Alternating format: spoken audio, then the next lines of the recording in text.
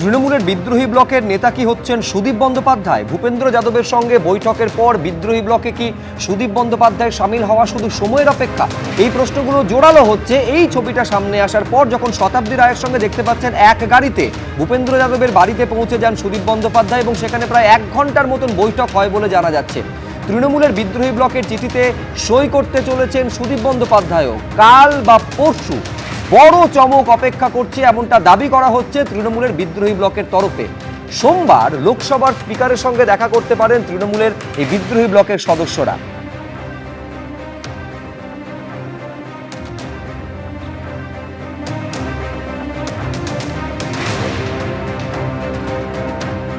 এবার কতগুলো ছবি পরপর আপনাদের সামনে রাখবো। 5 তারিখে যখন কালীঘাটে মমতা বন্দ্যোপাধ্যায় বৈঠক ডাকছেন, সেই বৈঠকে উপস্থিত ছিলেন সুদীপ বন্দ্যোপাধ্যায়। ফলে বুঝতে পারছেন মমতা বন্দ্যোপাধ্যায়ের অত্যন্ত ঘনিষ্ঠ বৃত্তের মধ্যে যে সুদীপ বন্দ্যোপাধ্যায় পড়েন, 1 সপ্তাহের মধ্যে গোটা ছবিটা 180 ডিগ্রি উল্টে যাচ্ছে। সেই মমতা বন্দ্যোপাধ্যায়েরই তাহলে কি হাত ছাড়ছেন সুদীপ বন্দ্যোপাধ্যায় এবং বিদ্রোহী ব্লকে নাম লেখাচ্ছেন? এটা হচ্ছে 5 তারিখের ছবি, যখন কালীঘাটে মমতা বন্দ্যোপাধ্যায়ের ডাকা বৈঠকে সুদীপ বন্দ্যোপাধ্যায় হাজির হচ্ছেন। এটা আজকে সকালের ছবি। 1 সপ্তাহের মধ্যে ছবিটা কিভাবে সম্পূর্ণ বদলে যাচ্ছে। সেই সুদীপ বন্দ্যোপাধ্যায় তাহলে কি বিদ্রোহী হলেন 1 সপ্তাহের মধ্যে?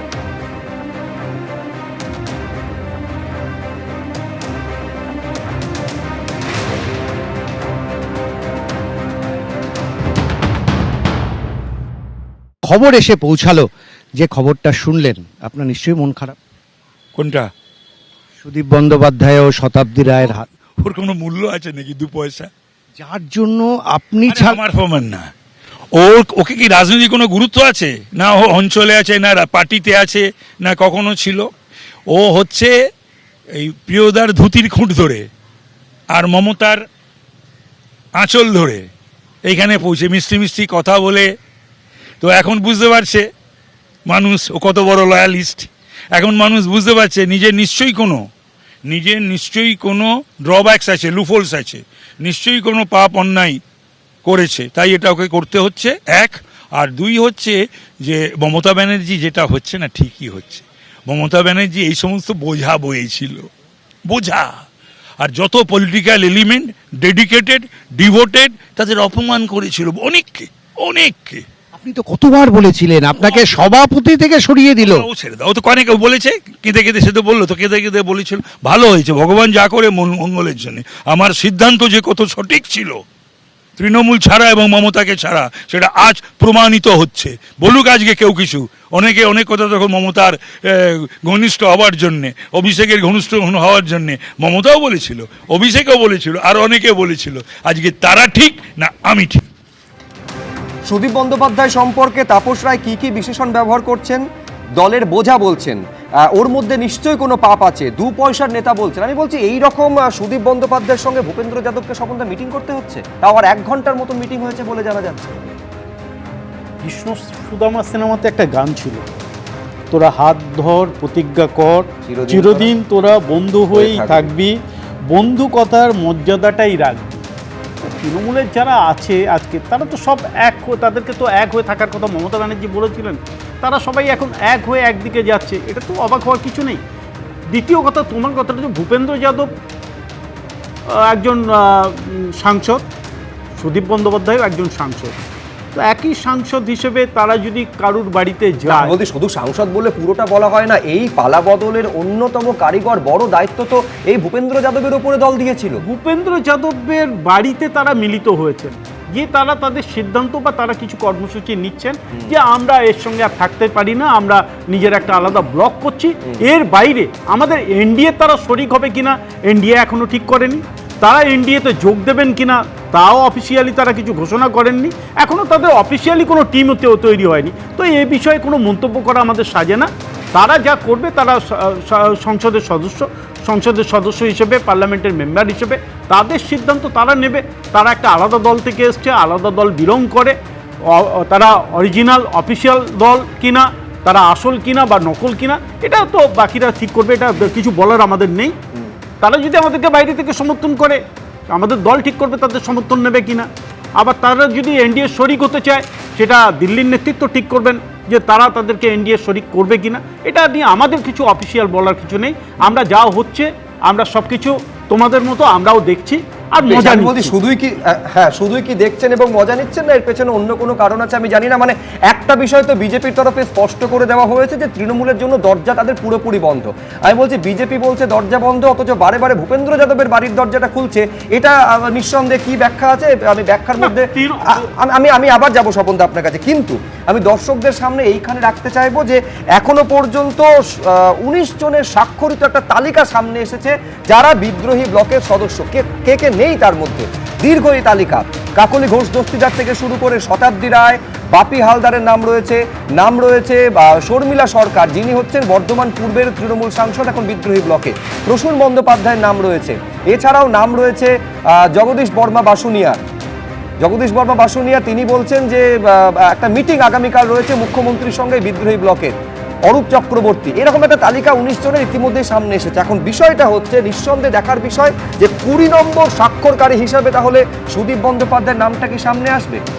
আমি এইখানে দর্শকদের সামনে রাখবো সুদীপ বন্দ্যোপাধ্যায়ের এই যে বৈঠক করা, প্রায় 1 ঘন্টার মতন ভূপেন্দ্র যাদবের সঙ্গে বৈঠক হয়েছে বলে জানা যাচ্ছে, তা নিয়ে কি বলছেন কুণাল ঘোষ, দেখুন।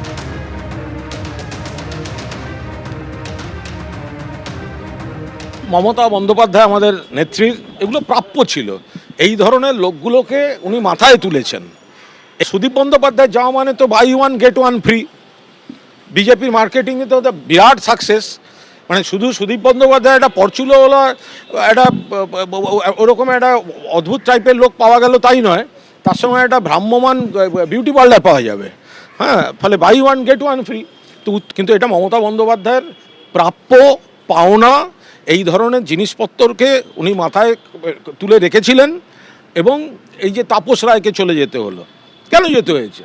তাপস রায়ের মতো একটা দক্ষ নেতা। এই সুদীপ বন্দ্যোপাধ্যায় হোয়াটসঅ্যাপ করে কেঁদে কেঁদে বলেছেন মমতা আমাকে উত্তর কলকাতার সভাপতি আবার করে দাও। সজল ঘোষ, তার বাড়িতে পুলিশ দিয়ে দরজা ভাঙানো হয়েছে। একমাত্র কুণাল ঘোষ টুইট করে প্রকাশ্যে প্রতিবাদ করে আমি দলের লাথি ঝাঁটা খেয়েছি সেদিনকে। এগুলো কারা করেছে? এই ওখানকার যারা এইসব লোকজন।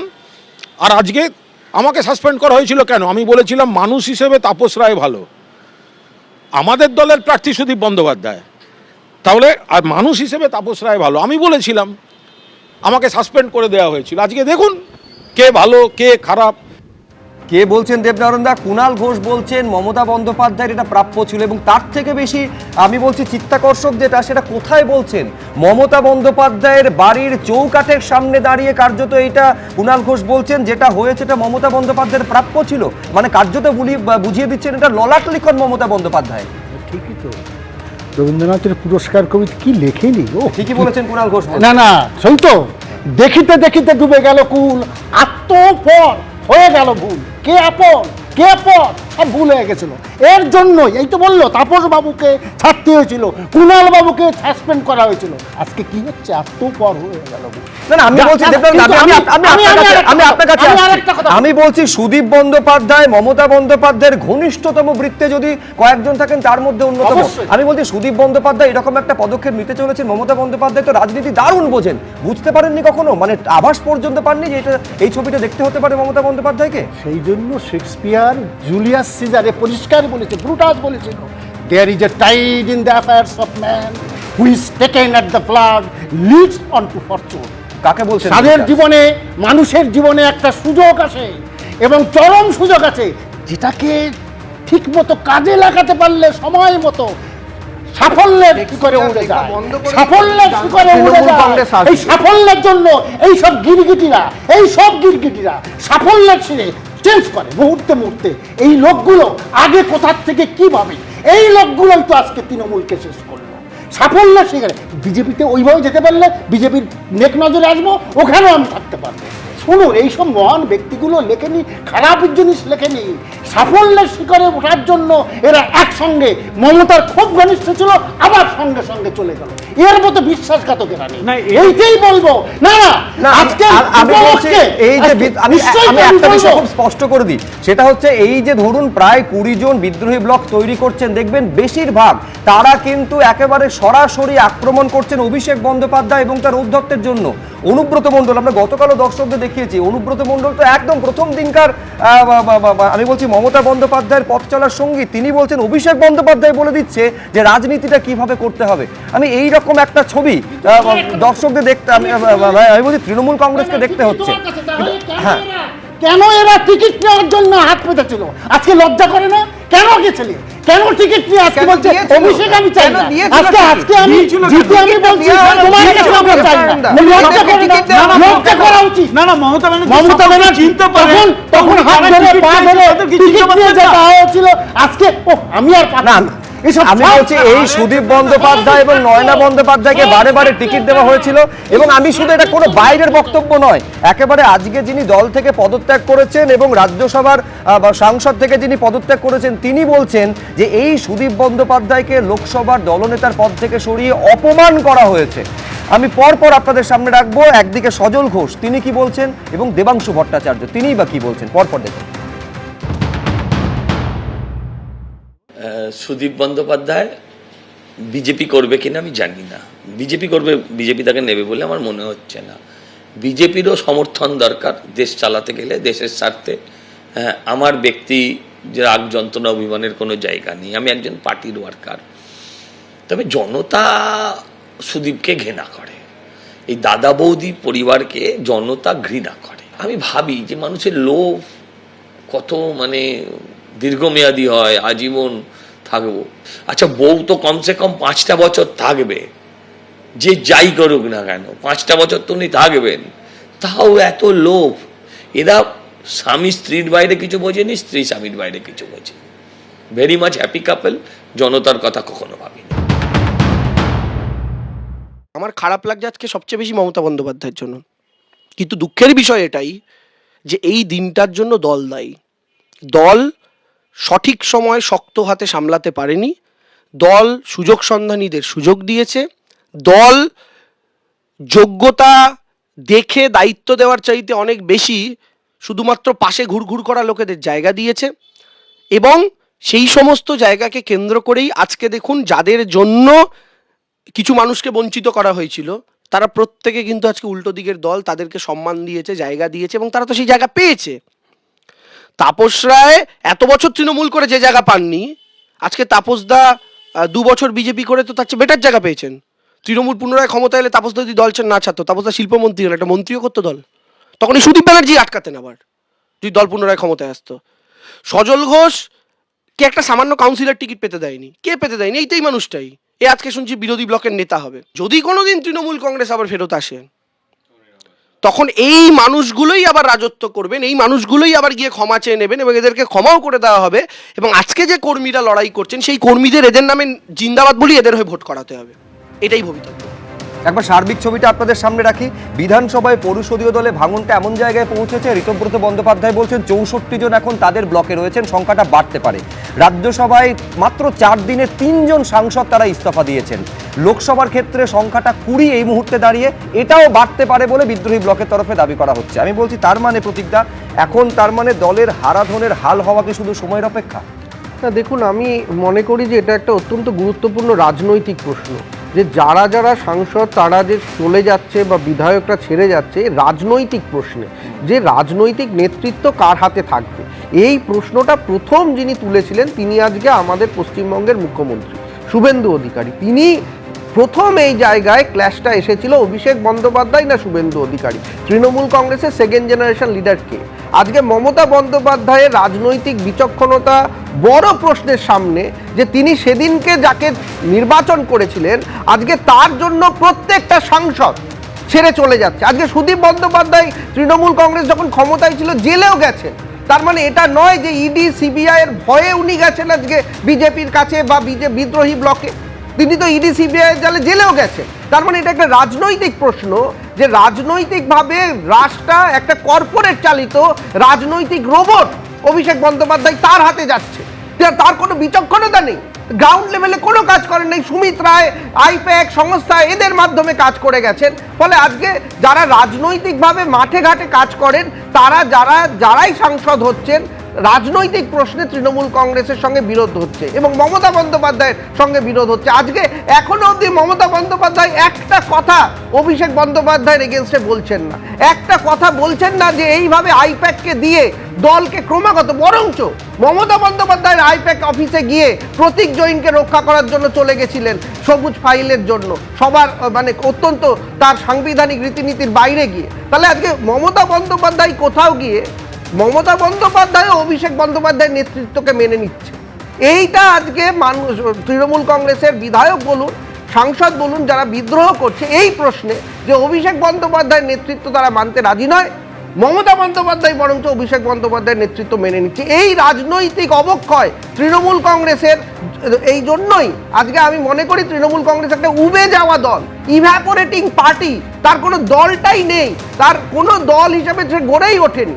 ফলে আজকে যারা বিদ্রোহ করছে সংসদে বা এতে, দেখুন তৃণমূল কংগ্রেস থাকবে না চলে যাবে সেটা অন্য প্রশ্ন। প্রশ্ন হচ্ছে মমতা বন্দ্যোপাধ্যায় একটা নতুন রাজনীতির জন্ম দিয়েছিলেন পরিবারবাদের বাইরে গিয়ে, কিন্তু তিনি সেই পরিবারবাদটাকেই প্রতিষ্ঠা করলেন তার রাজনৈতিক সংগ্রামী রাজনৈতিক জীবনের শেষে এসে, এবং সেই জন্য তৃণমূল কংগ্রেসের অস্তিত্ব আজকে প্রশ্নের সামনে। দেখুন, ইংরেজিতে একটা প্রবাদ আছে যে blood is thicker than water. এখন প্রশ্ন হচ্ছে যে এই প্রবাদটা কি মমতা বন্দ্যোপাধ্যায়ের কাছে বারে বারে সত্যি হয়ে দাঁড়াচ্ছে এবং এই রকম একটা পরিণতির জন্য এই প্রবাদটা কি একমাত্র দায়ী, নাকি অনেকগুলো কারণের মধ্যে এইটা অন্যতম কারণ? দেখুন, সব থেকে বেশি চর্চা যেটা নিয়ে হচ্ছে, তাহলে বিদ্রোহী ব্লকে 20 নম্বর স্বাক্ষরকারী হিসাবে কি তাহলে থাকতে চলেছেন সুদীপ বন্দ্যোপাধ্যায়? তার মধ্যে 1 ঘন্টার এই বৈঠক, কল্যাণ বন্দ্যোপাধ্যায় তা নিয়ে কি বলছেন একবার দেখুন। খুব দুঃখের সুদীপদা যদি চলে যায়। সুদীপদার তো নিঃসন্দেহে কোনো প্রলোভন আছে। সুদীপদার যদি সুদীপদার ওই রোজভ্যালির ইডি কেসে মাফ হয়ে যায়, তাহলে সুদীপদার জন্য রিলিফ পাওয়া যাবে। সুদীপদা সেই জন্য গেছে। সুদীপদা যখন জেলে ছিল তখন প্রতিদিন আমি এখান থেকে কি করে বেল পাওয়া যায়, কি করে না পাওয়া যায়, সমস্ত রকম আমি চেষ্টা করেছিলাম। সুদীপদার তো এরকম করার তো একটা অভ্যাস আছে। আগে তৃণমূলে গেল, তৃণমূল থেকে ছেড়ে দিয়ে কংগ্রেসে গেল, কংগ্রেস থেকে এসে আবার তৃণমূলে এলো, কিন্তু মমতাদি অন্ধের মতো তাকে বিশ্বাস করেছে। সুদীপদা মমতাদির প্রচুর ইন্টেলিজেন্স পেয়েছে, সবাইকার সব অভিযোগ নস্যাৎ করে দিয়েছে শুধু সুদীপ বন্দ্যোপাধ্যায়ের জন্য। আপনি জানেন যে ইভেন তাপস রায় পর্যন্ত চলে গেছে বোধহয় সুদীপ বন্দ্যোপাধ্যায়ের জন্য। ও তো বিজেপিকে সমর্থন করার জন্য এনডিএ করছে, করুক, কতদিন? কিন্তু সাময়িক। এটা বাংলার রাজনৈতিক ইতিহাসের কলঙ্ক হয়ে থাকবে।